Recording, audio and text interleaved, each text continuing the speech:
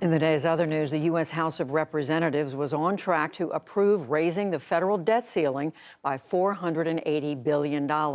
Democrats favored the move while Republicans were opposed. The action averts a national default, at least until early December. The bill passed the Senate last week and now goes on to President Biden after the House passes it for his signature. The White House challenged Texas Governor Greg Abbott today over banning COVID-19 vaccine requirements.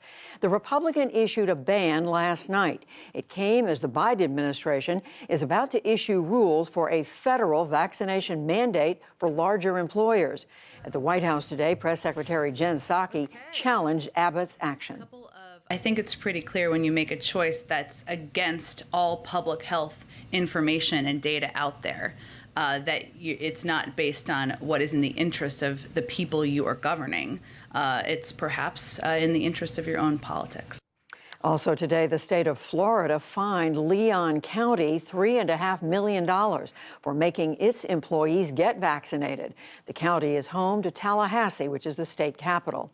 And in New York, a federal judge blocked a state vaccine mandate for healthcare workers unless it includes religious exemptions. Record numbers of Americans quit their jobs in August, driven in part by pandemic-related fears. The U.S. Labor Department reports that 4.3 million people resigned. That was the most in nearly 21 years.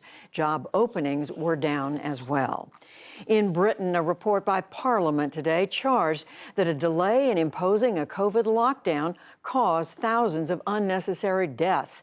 In response, a cabinet minister defended the ruling Conservative Party's actions.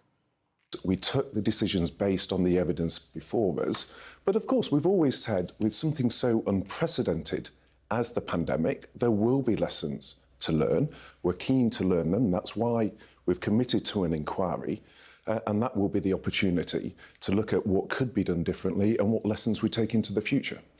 Britain did impose a lockdown in late March of 2020 when infections threatened to overwhelm the healthcare system. The European Court of Human Rights ruled today that the Vatican cannot be held liable for sexual abuse by Roman Catholic priests. 24 alleged victims had attempted to sue the Holy See. The court found that the Vatican's status as a sovereign state gives it legal immunity. In Iraq, a pro-Iranian leader is rejecting election results that show his party and its allies lost seats in parliament. Hadi al-Amiri says the results of Sunday's vote were, quote, fabricated. Meanwhile, supporters of Shiite cleric Muqtada al-Sadr celebrated in Baghdad last night after their coalition came out on top. We congratulate the Iraqi people on the victory of the Reform Project led by the leader Muqtada al-Sadr. Today, we feel that Iraq has been liberated. We haven't had this feeling since 2003. Today, Iraq is truly liberated from corruption. The various factions now have to form a coalition government, and that could take months. Back in this country, a former U.S. Navy engineer and his wife appeared in federal court, accused of selling nuclear submarine secrets in an FBI sting. Diana and Jonathan Toby allegedly thought they were dealing with an unnamed foreign power. The Tobys heard the charges in Martinsburg, West Virginia, but entered no pleas. The judge ordered them to remain in custody. And on Wall Street today, the Dow Jones Industrial Average lost 117 points to close at 34,378. The Nasdaq fell 20 points. The S&P 500 slipped 10.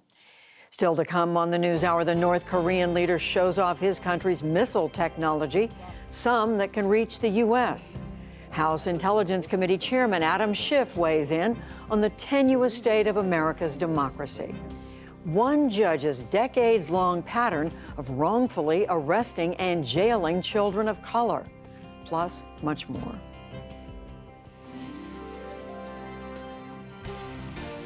This is the PBS NewsHour from WETA Studios in Washington and in the West from the Walter Cronkite School of Journalism at Arizona State University.